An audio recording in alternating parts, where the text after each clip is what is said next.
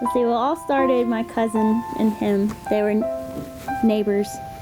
And she texted me with that whole, oh, I'm hanging out with my husband and my good friend Eric, and, you know, I'd like you to meet him. And in my head, I'm like, oh, dear God, another setup. Well, at the time I was a corporal. I just returned from a corporal's course when I was about to meet Jessica. Her cousin's husband, Brandon, told him, hey, man, I'm purposely going to set up a uniform inspection, a Charlie's uniform inspection, where I can, you know, come over to your house when she's there and have you check my uniform.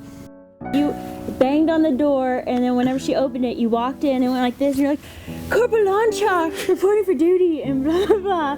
And I was like, oh my God, he's weird. And then I remember I waved at him, and then he did his, and I was like, but at least he's cute. So that's how that started. I knew whenever he deployed, right before it was gonna work out. I wrote a letter every day because it kind of felt like when I did it that we were together. That was like just what got me through it all, is knowing he's been gone this many days. I know he's safe. He knows what my life's like over here. Every 15 days she would send me a package. It would have an envelope with a picture of me and her on it, or just her, and she'd douse it in her spray, and it felt like I was talking to her again.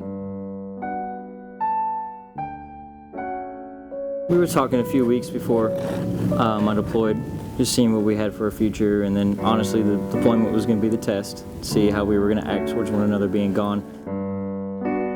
I didn't expect a proposal right then, because I kind of was like, okay, he has to ask my dad. He's not going to have a ring. He's in Afghanistan. I didn't expect that would happen. After the sat phone kept dying out 100 times, I called him back that last time, and I said, I'm going to cut to the chase. I'd rather do this in person, but I want to ask permission to marry your daughter. And he goes, well, yeah, that's fine. Went exactly as planned on how I was going to ask her to marry her. Everything fell in right where it was supposed to. As soon as I saw him, all I wanted to do was just tackle him and hug him and be like, thank God you're finally home. In the end, it was just amazing to finally hug him again, feel that he's actually there and real. Whenever you see him there, it's like life is whole again, because the man you want back is right there. So I really couldn't have expected a better way of proposing. Just right off the bus, and there he was.